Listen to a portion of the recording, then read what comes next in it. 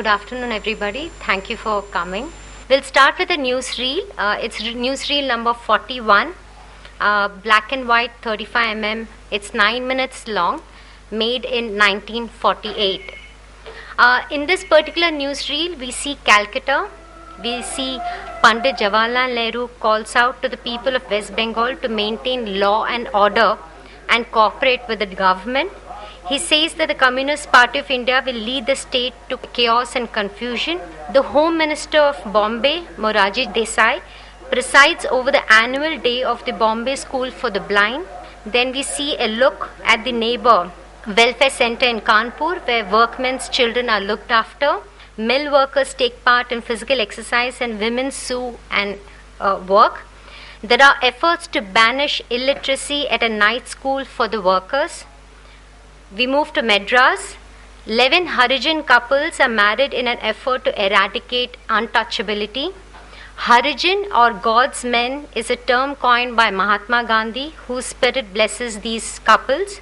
Discussed in one of our earlier sessions, the propaganda film uses a characteristic visual language and formal elements that often remain constant regardless of who is making it and what their ideological convictions are. For example, the clip that we just saw, it's loaded with institutionalized propaganda.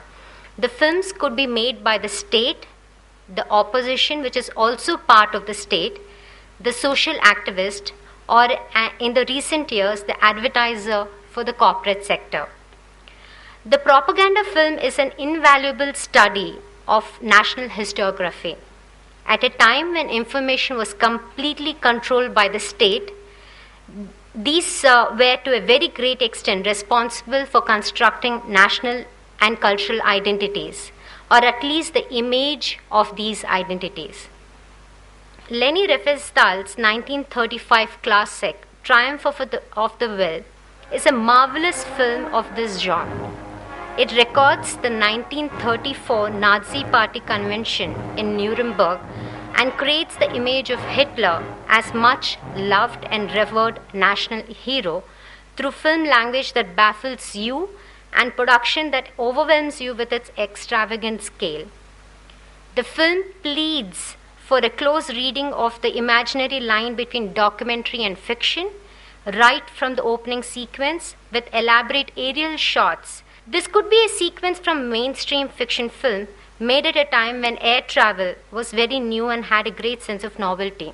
Triumph of the Will was made possible from the complete support of the Nazi Party. Camera manufacturers Arnold and Richter Ariefield modified their designs to make the Arri II a portable camera suited for documentary use at a time when cameras used to be bulky and used mostly in studio productions. This camera remained the workhorse of many film industries worldwide, including our own over the next 60 years. Leni had access to at least 30 of these cameras, 120 assistants, and unlimited amounts of film stock to make this film.